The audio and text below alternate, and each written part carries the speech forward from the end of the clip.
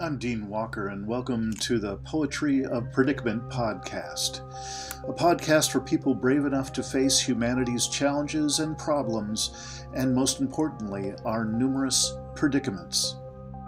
The Poetry of Predicament is a podcast meant to inspire us to bring forth grace, beauty, and connection with the web of life in the face of a predicament-laden world.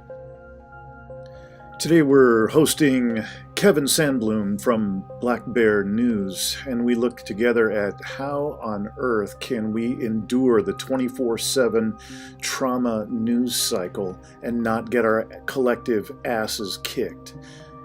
Welcome to this Poetry of Predicament.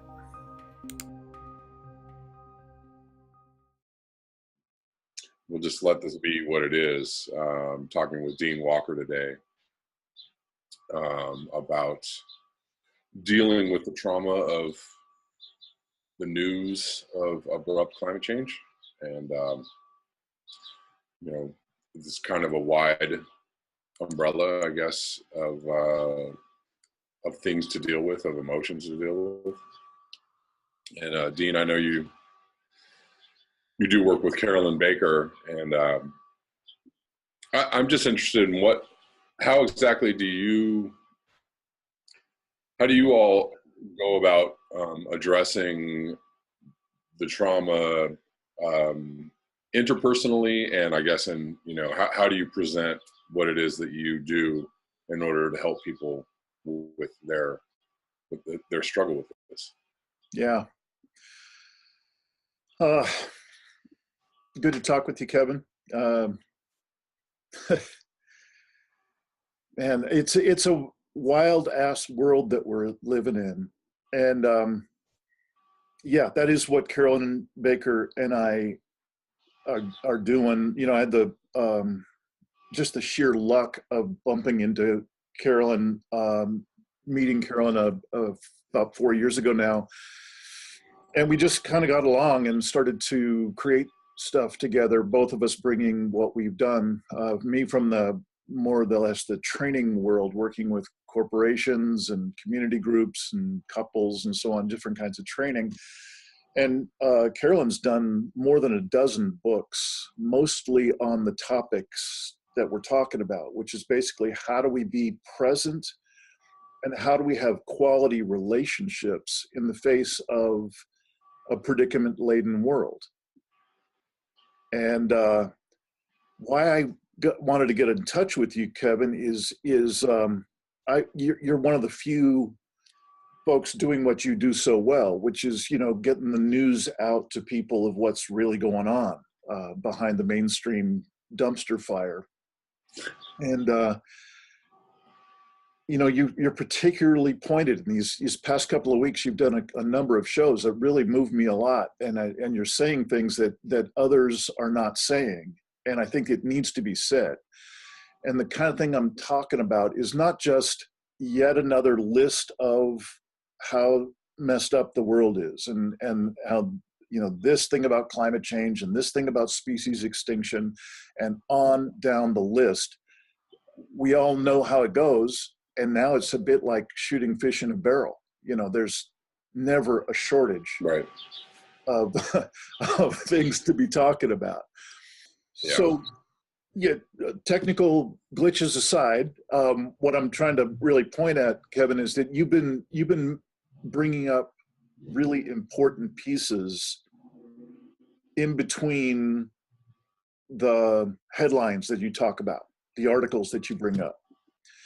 And what I'm really concerned about, given that Carolyn and I are really on the kind of personal process side, like how do you build a skill set, an inner skill set, an inner toolkit, and how do you expand your capacities to face this world that's going on? Right. The words that I recall you using was like, we've got to get toughened up here, folks. Right. We've really got to get ourselves together, and there's got to be a shift in how we see ourselves and how we view the world, how we interact with the world. Because if we keep doing it the way we've been doing it, it's pretty predictable that it's all going to go down. Now, I'm not sure that it's not all going to go down anyway. I'm not at all trying to get hopium going on here. But Right. I am saying that there is a distinct skill set, and there's a way to expand our capacity to be present and to be resilient in the face of large scale stressors. Right. And it doesn't come from getting wave after wave of the traumatic information that we get in the daily news cycle. Yeah, I agree. Yeah. Yeah, I mean, I have the problem with presenting, I run into the problem of presenting this information to people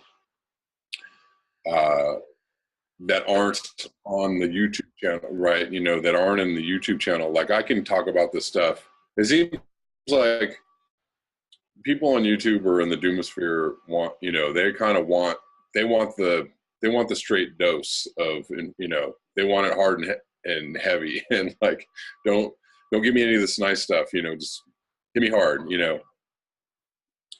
but when I'm trying to explain this to other people, it's so overwhelming and shocking that there's a recoil from it. There's like, I don't want anything to do with this. I'm not even going to, talk about it. It becomes very, it's amazing to see the different reaction. I have two different kind of ecosystems in my social media life, and very rarely do the two meet, but so I'm interested in not just, there are people on my channel that talk about how they feel about this and how it's so overwhelming to them, and it's difficult to process, and it's difficult to get up every day and go through the machinations of life, to just, get through it. It's tough. And so, but, I'm constantly trying to find a way to present this information and not like, do you want to hurt people with this? Or, it almost feels like I said this a long time ago, like I feel sadistic in some ways, that. Well, I think for good reason you do.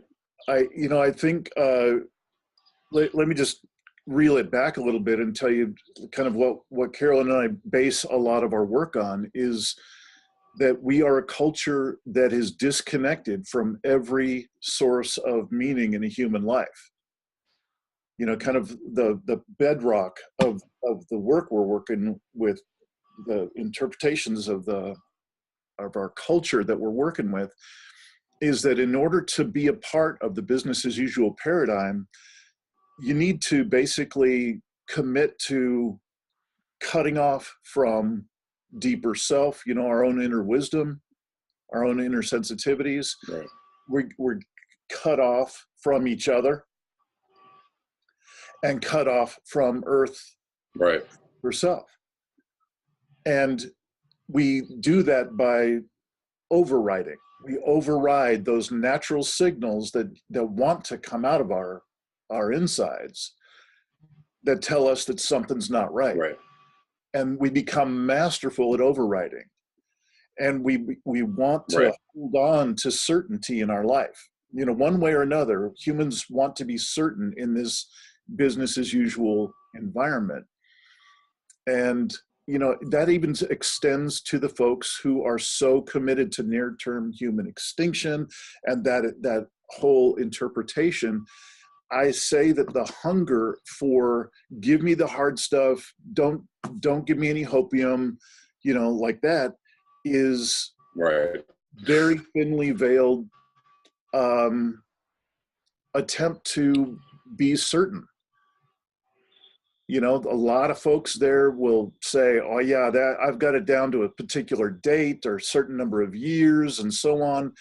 And Right. there's this insatiable, it's like getting a fix every day. Tell me how messed up the world is and tell me that there is no hope. And that's the only Right. dose I can really accept. You know, I'm not disagreeing with anyone that way. I don't think it looks very good for us. And given the recent politics, it looks even worse. Like we're Right. pedal to the metal now. Right.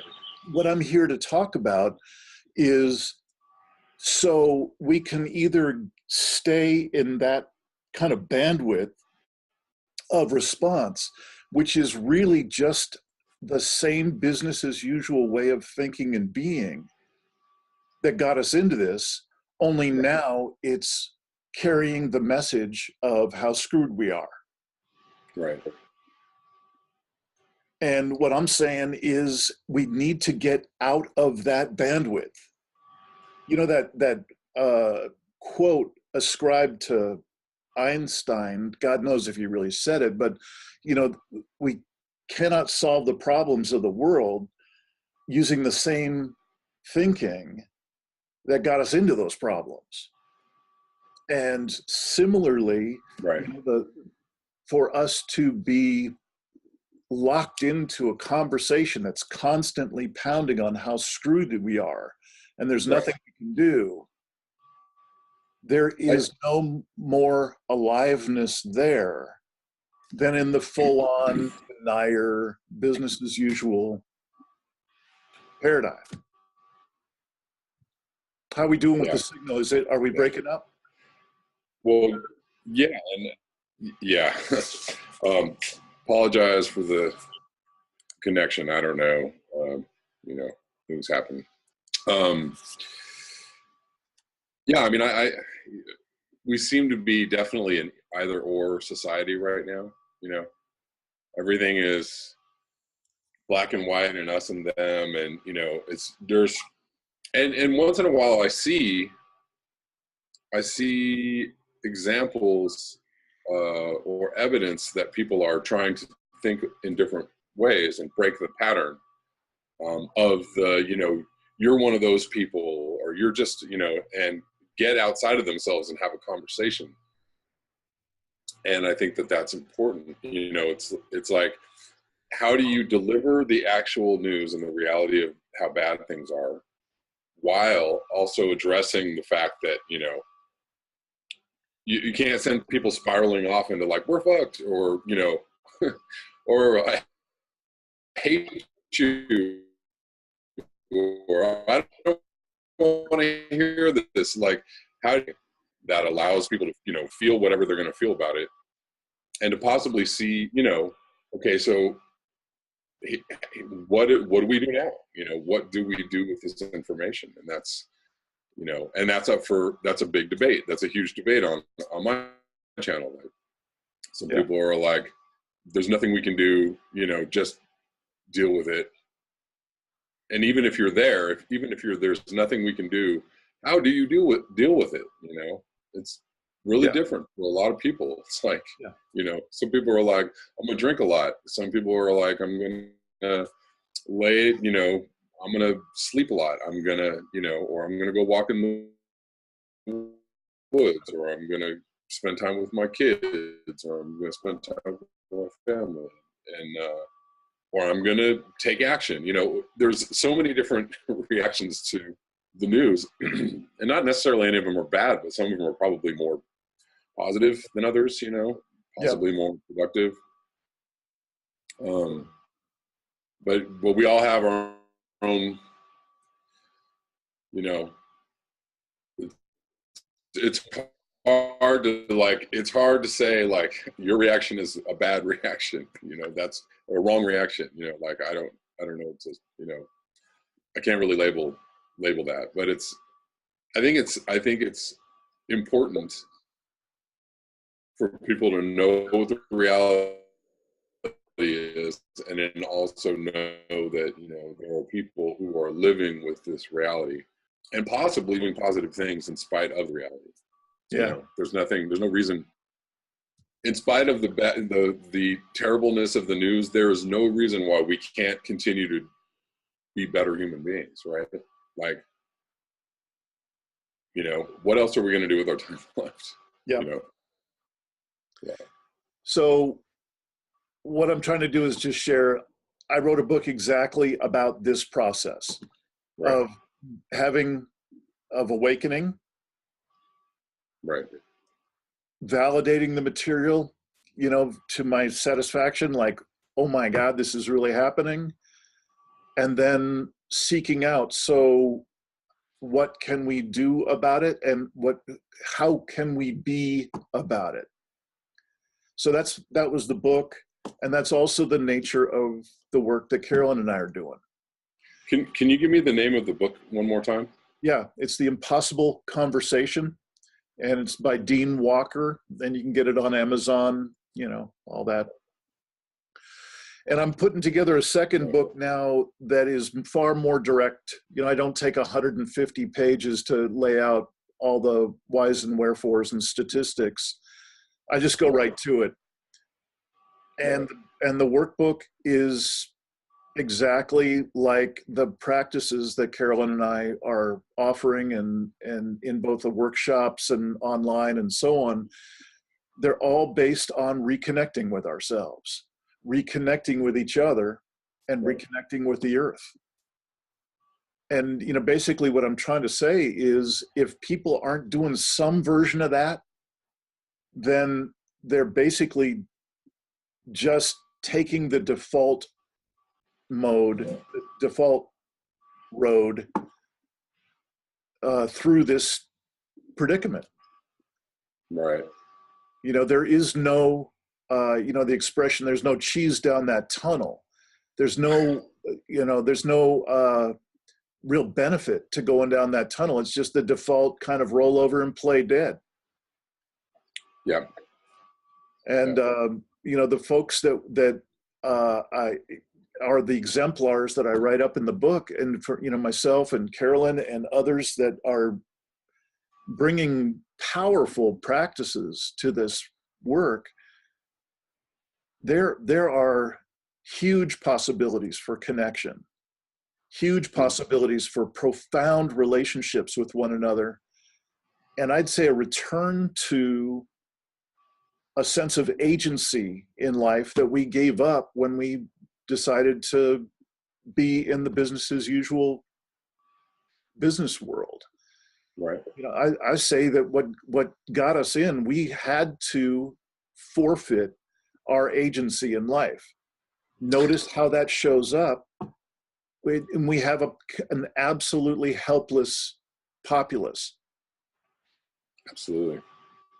Like, who actually feels like they can make a difference in the face of the dumpster fire that is used to be known as a democracy. Right. Well, and that is a huge subject, I think, is helplessness. People feel helpless politically, environmentally, creatively. They just, I think that is a big problem for people, and that is the road out of this business as usual is, it's almost impossible to see for most people. It's hard for me to see. Honestly, I actually have to, because I have kids and because I have the life that I have, right? Because I'm in the spot that I am right now, there's actually no way for me to change it without losing a lot of people in my life, right? So, I'm not going to do that. I'm not going to leave my situation and just be alone and go like, here I am outside of society. Yeah. Yay. Like, that's not going to work for me. So, I have to be in the business as usual model. I have to be in society, and I actually have to be, I actually have to do it well. If I don't do it well, that's still a failure, So, yeah. I actually have to be committed to the game. Yeah. So I'm committed to the game, and at the same time, I hate the game, and I'm trying to, you know, raise my hand and say there's a different way, Yeah. over here. Right. And, Kevin, maybe that's why I'm supposed to be. That's why I'm here, is because I'm supposed, like, if you're out on a mountaintop and nobody can hear you, and you're living, an enlightened life, you're living a Spartan, nomadic, whatever it might be, hermetic life. If you're doing that, nobody can, if nobody can see you doing that, or nobody knows what the value of that might be, or nobody can actually see you to follow you, like, what's the value in that other than to yourself, Yeah. Well, really beautifully said, Kevin. And I'm not at all suggesting that that's what should be happening. That's the Right. kind of thinking, the only options that the business as usual world gives us in our thinking is, okay, so I'm either in it full out and helpless, or I bust out somehow and I'm no longer connected with it at all. Right. And as you just said, I think that we did an online summit in the first part of the year in February, and we called it A Foot in Two Worlds. And that's the only way to do this. We all have a foot, obviously, in the business as usual world, because we have to, because it's all we've ever known. There is no other way to do it. Just freaking period. So you were talking about having a foot in both worlds. Could you? Yeah. So let me just maybe start again fresh with the notion of a foot in two worlds. So that's what you were just describing. That's what I heard you describing. Is I can't just check out. There's just no way. I got to be functional here. I've actually got to do well in it. Right. And so there's the other foot in the other world, which hasn't been articulated yet, hasn't been mapped out at all yet, and it may never happen. Yeah. There may not be another chance for any number of people. Who knows? Right. So within that frame of, here we are in this world, and it is clearly bankrupt and headed in a bad way, and we've got a new world possibility that isn't even spelled out yet. I have no idea what that is. Right. And so I just try to keep it as simple as possible. So how do you be functional, and what are the skills? What are the inner skills that I need to have some remarkable quality of life within that? How do I be resilient in the face of the incredible stressors in a dying paradigm? And the only way I know to do that, the kind of the phrase that Carolyn and I use a lot, is we've disconnected from our inner sensitivities and wisdom. We've disconnected from each other, and we've disconnected from the earth. So the only way I know to set a foundation to be more resilient is to reconnect. And what that means is that each of us need to come up with our own practices, our own ways of building out that inner toolkit and of reconnecting. Right. Because if we are waiting for somebody else to fix something, we all know that ain't going to happen. Right. So what there is to do is to not plan on trying to save the world or save anything. It's to reconnect with life itself. And what keeps showing up, having worked with myself and working with a lot of people in this process, is there's a natural resurgence of an authentic connection with life instead of the despair or the resignation or the bitterness or the judgment.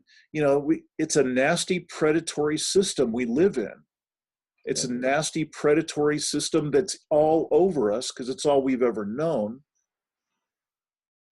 And so what tends to happen is if I reconnect in the ways I'm talking about, I have something other than that kind of bitterness and that kind of disconnection and that kind of predatory way of being. Yeah. It's pretty amazing. Yeah. Now, within that, I've seen a number of different choices that come up for people.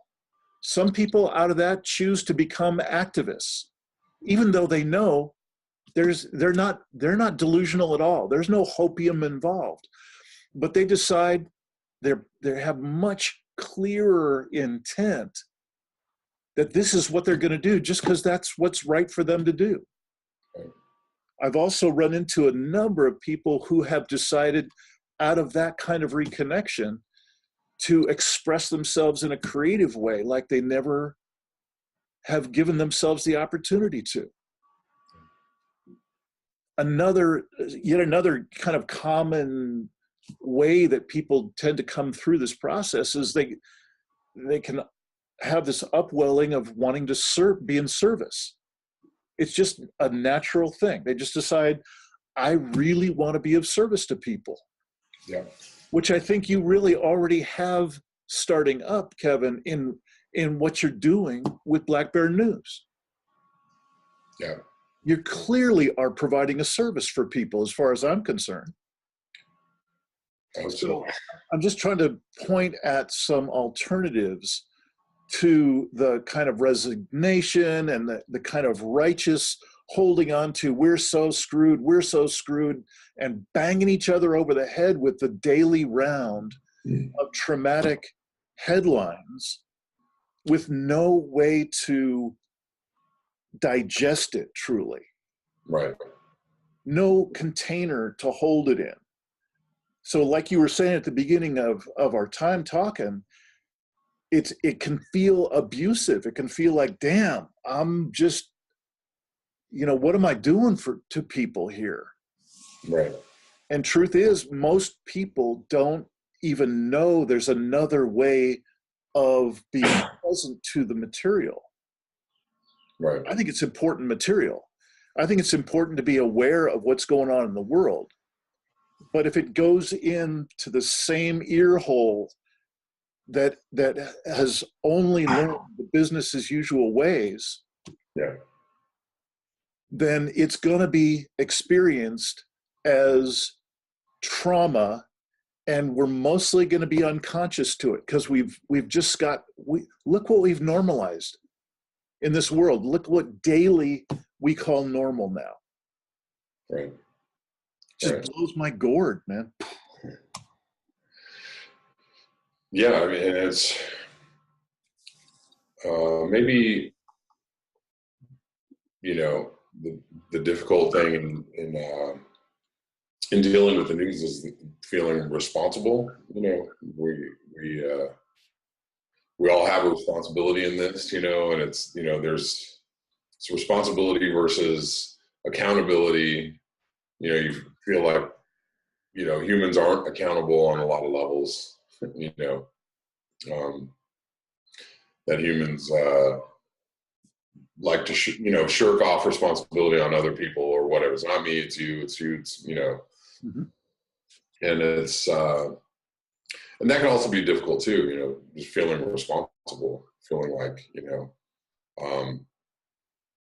or finding out who's responsible, that seems to be also a common theme of like, humans suck, right? Like, look how terrible humans are, and yet I don't find a lot of responsibility, I don't find a lot of accountability in people saying that, like, look how terrible humans are. Am I a terrible human? Am I acting in my highest? Am I doing everything that I possibly could do to help alleviate this situation, or, doing my part to turn the situation around? Yeah. Um, and there's, so there's a lot in that, right? Because if you throw up the argument that there's nothing we can do, then you release yourself from responsibility. And if and still giving yourself the ability to point at somebody else and say, look what you're doing, look what we're doing. I don't know. It seems to be one of the huge things that people are dealing with, not just environmentally, but politically too, I think. Yep. I see that in politics all the time too, where it's just, oh my God, oh, they're crazy. Look what they're doing, oh, look what Trump is doing. Look what, look what the left is doing, like there's all this like, ew, you guys are so terrible, but there's no accountability in that. The right isn't accountable for anything they're doing. It's just finger pointing and blaming and, yeah. And I don't know what the antidote to that is. I don't know, there are a few very, again, there are little tiny sparks of intuition where I see people breaking out of that paradigm and breaking out of that, it's not you, it's not me, it's you, it's, whatever. Mm-hmm. And there's something about humans that we really aren't accountable. We are unaccountable creatures, right? That's how we get away with so much terribleness, right? Because we're unaccountable. We are not, fully looking at ourselves, responsible for our actions, and that's really what it comes down to. And it's hard, that's hard for humans that's a big burden to bear, for everybody. Because if you're responsible for the world falling apart, Yeah.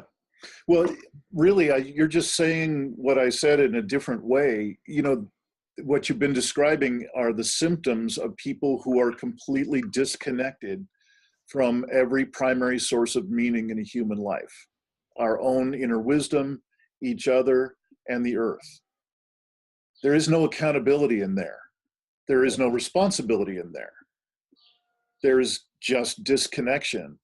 And right. really what fills in there in that disconnection, that by the way, that creates a huge blind spot in the human life. Right. You disconnect like that, we can't see shit. We can't see. And we can't see our own self and what's going on inside of here. We have no real self-awareness. We have no real awareness and no real valuable connection with other people. And we sure as hell don't see the earth. Look right. at what we're doing to it. And that's literally the most visible example of what I'm describing. Yeah. And so, there's a list of links, Kevin, that I included to you, and so you can include it in the show notes, and I'll do the same thing when I post it. There's a really important, what it seems like is an essential step in this for folks like you and me, where we're in the business as usual paradigm, where live with our neighbors nearby and our family members and people we work with and so on. One of the most important pieces is just communicating with other people about something that really matters. That one piece as a starting point, like we all need practices eventually, if we're sincere about, moving through this in a powerful way, we each will take on our own practices for reconnecting with self, with others, and with earth. But I could suggest strongly, if you're looking for a place to start, first and foremost, I would look for self-awareness in the way of what's called self-regulation, meaning regulating our inner experience. That's one thing that mindfulness meditation is so popular these days. Unfortunately, in the context of business as usual, it's almost functionless Right. for people who are not aware of what's going on in the world and the actual costs of that and so on. It's Right. kind of like learning how to do yoga on the Titanic or something. Like, why bother? Right. But if somebody is, like the people who are watching this video, they're going to have some amount of awareness. And if they take on a practice of self-regulation, of regulating their inner experience, they start to have a little traction Right. for being more and more present each day. Right. But really what I was trying to get to, and just, like the next most important first step in terms of reconnecting with each other is discerning, like, can you create any kind of communication, any kind of conversations, hell, I don't know, potlucks, every other week with your own family, with neighbors, with good friends, where you actually talk about stuff that really matters to you. Right. And you might find out that so-and-so and so-and-so, they don't really want to hear about that. They don't want to talk about it. So you don't invite them to the next potluck. Right. And you keep having potlucks till you find some of what is often called find your people. Right. And within finding your people, you don't have to be slamming each other over the head for the entire potluck about the next stack of headlines that are so screwed. You start to talk about, I'm really grieving today about what I just heard about. There are only 75 orcas left on the west coast of the Northern Hemisphere. Yeah. I mean, of the North America, excuse me. Yeah. And that's just not me making shit up. That's real for me. Right. So I would bring that to that sweet little gathering. And then there'd also be a part of that gathering that would be sharing, for you, it must be music. I just hear that that's a big thing for you. Where we share what else really matters to us, news about our family or news about the creative ventures we're in, or Yeah. you get what I'm saying?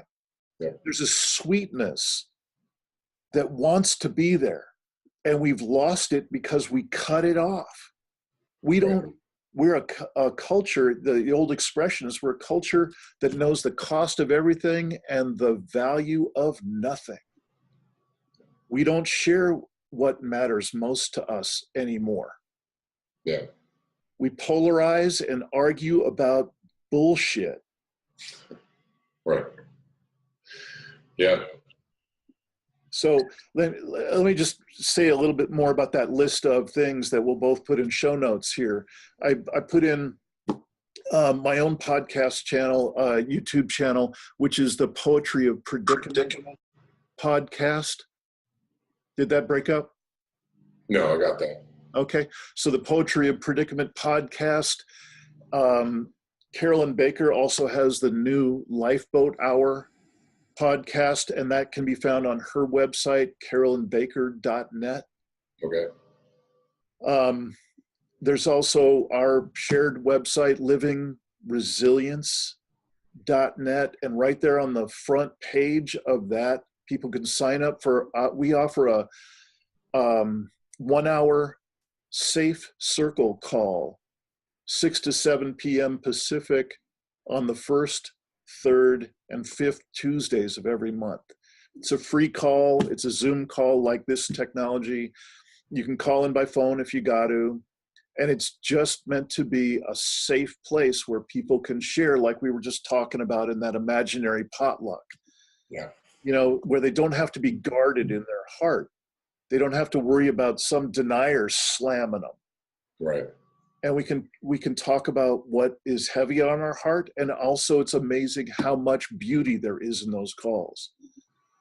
How much true depth of relationship shows up in those calls. It's really moving. Yeah. I'd also like to just briefly mention there's a couple of other links that we'll include. One of them is from a woman named Lisa Van Susteren. I've included a link to an interview that I think it was Carolyn.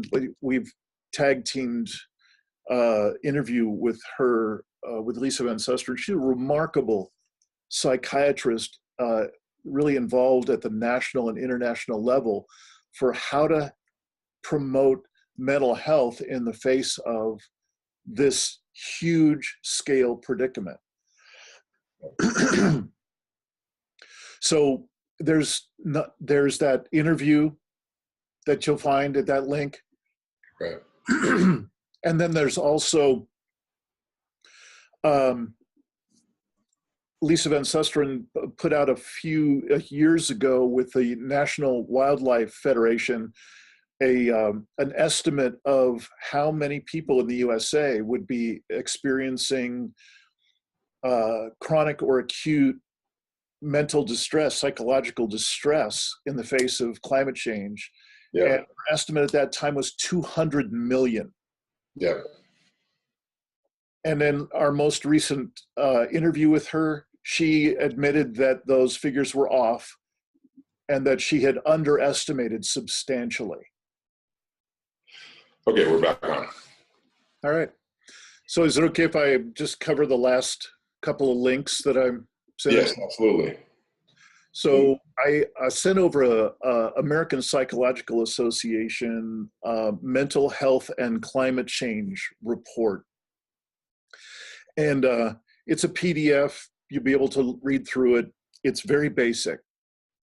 I don't think there's going to be any big surprises for anybody when they read that. It's a starting point. It's about, it's some degree less functional and addresses our predicament-laden world, I think, less effectively by a long shot than the stuff that I'm talking about that Carolyn and I are putting together. Why? Because they don't talk about predicament. They're just talking about the kind of incremental, yeah, it's going to get worse. It's going to get a little hotter. It'll be more stressful. And so by 2050, things might be a little bit gnarly. And you and I and everybody watching this video, I think we have a different sense of timing and urgency, but it's a great starting point. There's nothing wrong with it. It's just, I think, a little light in the shorts. So the last piece I've read often and have long appreciated, but it was Kevin, oh my gosh, I'm so embarrassed. Kevin from Nature Bats Last, Hester, Kevin Hester. I knew you were thinking of Kevin Hester. Yeah, he reminded me of it by including it in his last posting and email. It's a Joanna Macy article posted in Daily Good. And it's called The Greatest Danger. And she just has this beautiful lyrical style of communicating. And, the work that she has created and led for so many years is called The Work That Reconnects. And we've borrowed extensively from that open source work, the Work That Reconnects, in order for Carolyn and I to kind of make a foundation for our work to grow off of. And what I think you're going to find if you read this article is just a great dose of her almost poetic way of describing what's possible for us in reconnecting.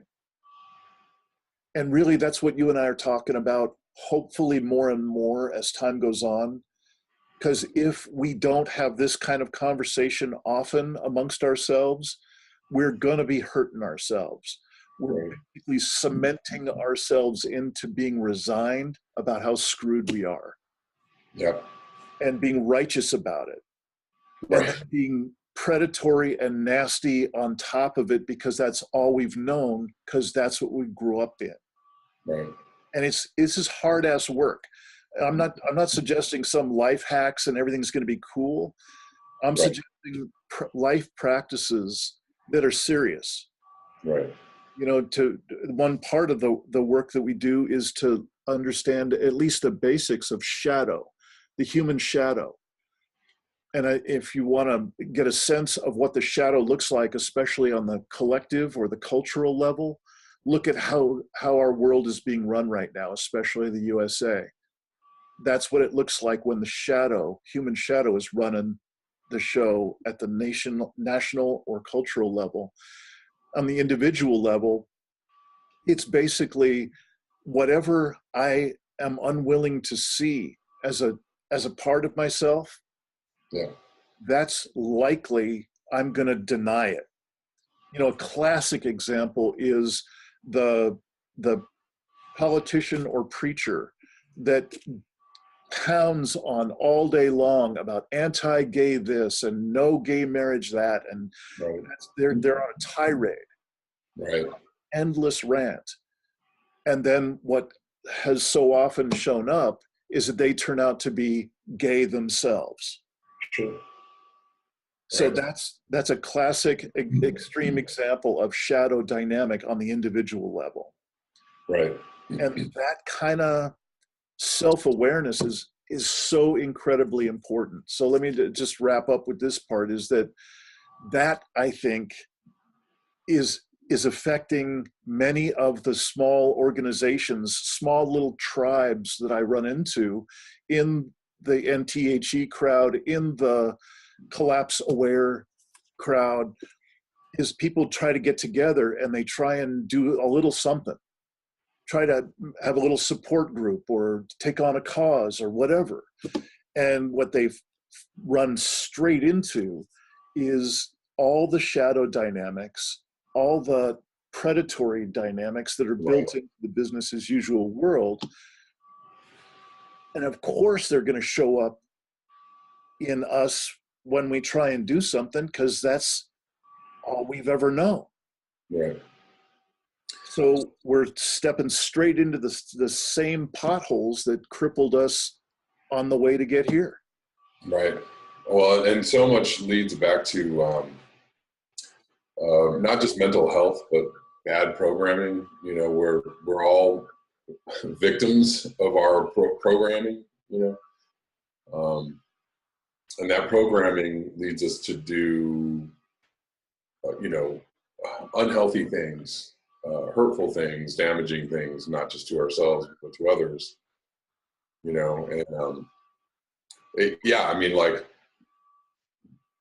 getting to the when you're talking about mindfulness, or you're talking about, you know, reconnecting with yourself, practicing, you know, that awareness, self-regulation, you know, that's, you know, getting in touch with that programming and that regulation that, you know, you run into every time with, you know, in all kinds of relationships, but, you know, in every organization, in every system, there's this, you know, there's just this programming that people have been, you know, they've been drilled this terrible stuff into their brains since they were young.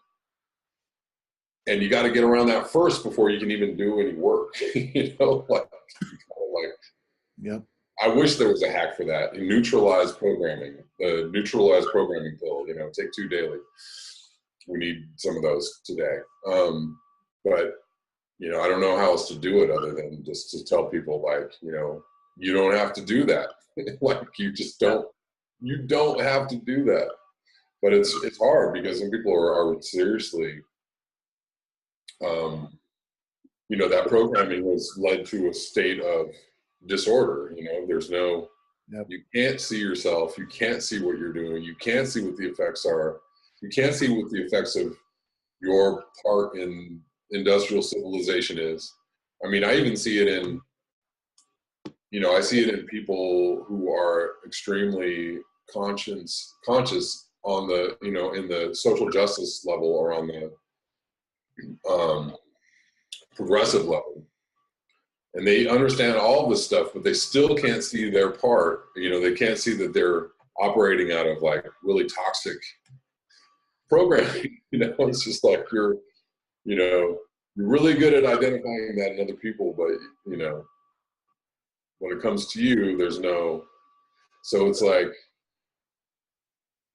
we got a lot of work to do, even though there's little time left, you know, there's a lot of work to do. And I think the work you're doing is really important and really key. The work that you and Carolyn Baker and everybody who's tackling this issue is tackling it on a level of, you know, it's not just about doom, you know, and I think that's it's important, that people realize that it's not just about the end of civilization. It's Nope. it's about what we've been doing to get there. Like. Well, and Kevin, it's, for me, if that's all there was, I wouldn't be doing it. There's not, if truly the best we could get is just being aware of how screwed we are, then I'm out of here. Right. I'm going to Vegas. I'm going to rack up the cards. Forget about it. Right. What I'm trying to point at is this notion of reconnection in terms of those primary sources of meaning. The payoff, if you will, the benefits of doing that are hard to overstate. There's this state of grace, and I'm not a religious person, so I hope, it's kind of an encumbered term, this word grace. I've had a lot of really extraordinary conversations with fundamentalist Christian people, because we were able to talk about and share about this experience of grace. They experience it in their world, and I've experienced it my way. And how I got there was through these practices of reconnection. And if I'm doing that with other people, there's this extraordinary, there's no other way to describe it, but there's love present. And there's this deep beauty of being able to reconnect. Like, we just don't know how much we gave away when we disconnected to be a part of the business as usual game. It's kind of sickening, really. Right.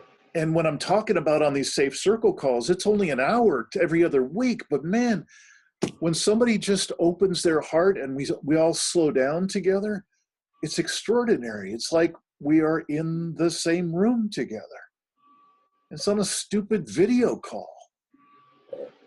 There is immense possibility of beauty and of grace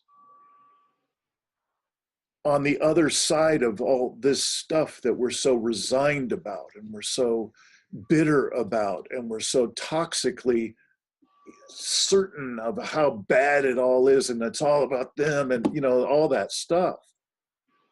Yeah.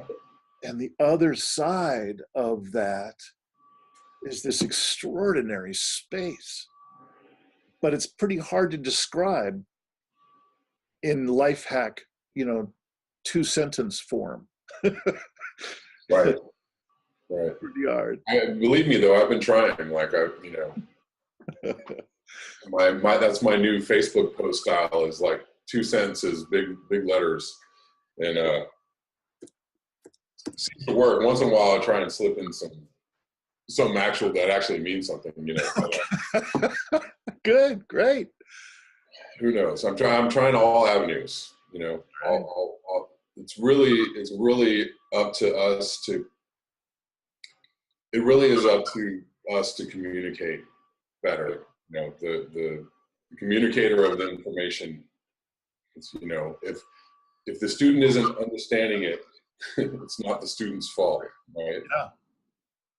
Or if the unaware is not capable of grasping what it is that you're talking about, it is the communicator's responsibility. It is the teacher's responsibility, and we are all responsible for teaching people into a better place. Yeah. So can I pause there with you for a second? Yeah. So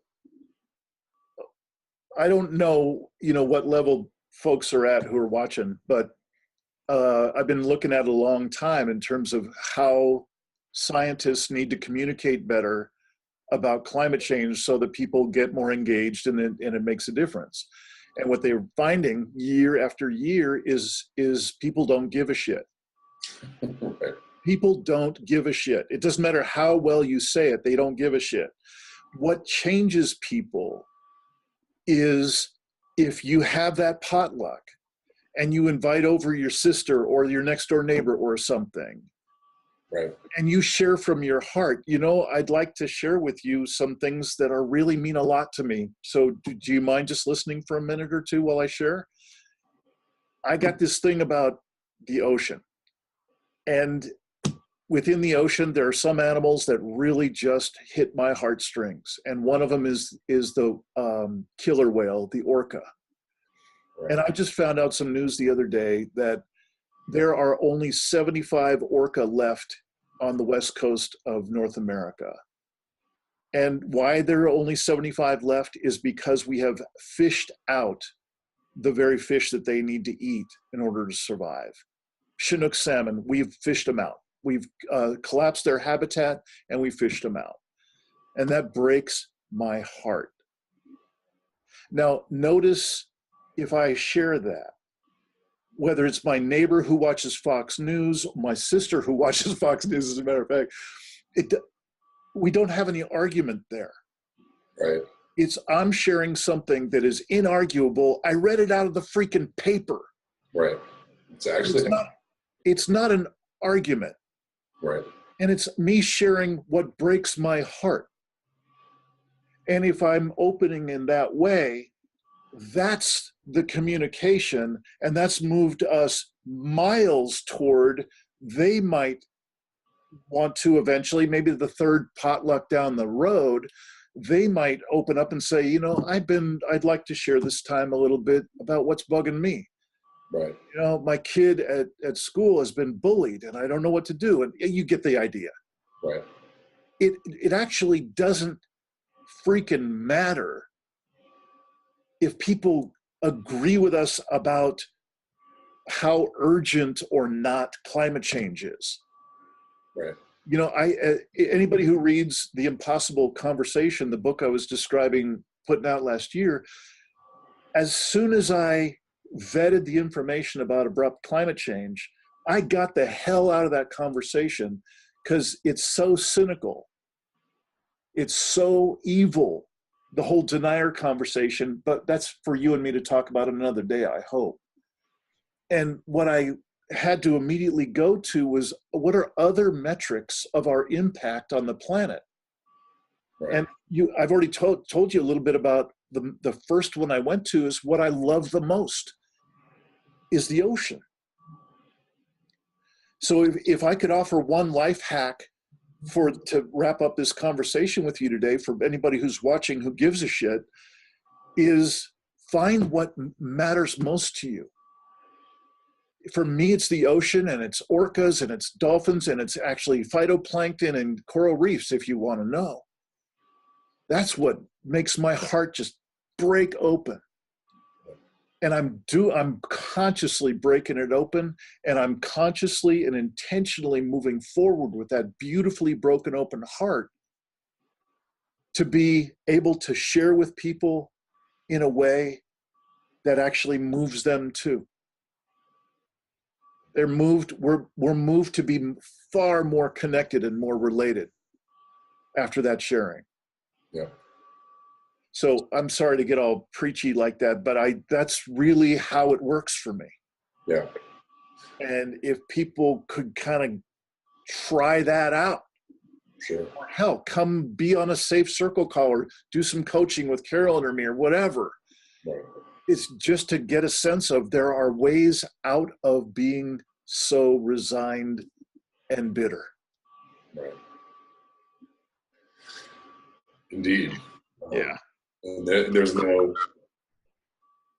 you know, I think there's just a multitude of ways to communicate it. You know, there's no right way. There's no monolithic, you know, answer. Yeah. You know, you could scientifically develop a monolithic, you know, you could say this is what we need to do. But that path, you know, we're not going to take that path. So no, we're not. we got to figure out what the path looks like doing this, you know? So yeah, you know, well, I appreciate you, Dean. I appreciate your work, Kevin. I really look forward to eventually finding a way for us to meet in person. I'd love that. maybe I can get you to come to our October get together in Ashland, Oregon. Yeah. That we're, the workshop that we're doing. That would be great. But maybe in LA. I don't know. Yeah. Well, if you're in LA, let me know. Or give me a couple days heads up so I can rearrange everything. But yeah, definitely. But I would love to come to Oregon. I'm thinking on that. Thinking about how I'm going to get up there. Right on. Well, Kevin, thanks for giving me a chance to connect with you, and hopefully with some folks that are your viewers. I really appreciate it. I hope folks will give us a chance to chat with them on the Poetry of Predicament podcast YouTube channel. Love to see folks, watch some stuff there. It's really been a pleasure, and please keep up your good work of continuing to soften the blow with people and keep it on a very human level. I think you do that better than most. All right. Thank you. Thanks, Dean. Another episode of the Poetry of Predicament podcast, produced by Dean Walker and the Living Resilience Alliance, www.livingresilience.net. Music today from Michael Hedges, as always, and also Port Blue Into the Sea. You may want to check out our sister podcasts, the new Lifeboat Hour with Carolyn Baker on Podbean and at carolynbaker.net. Also, the Impossible Conversation podcast, another channel on YouTube. Thanks so much for joining us. Join us again later for another episode of the Poetry of Predicament.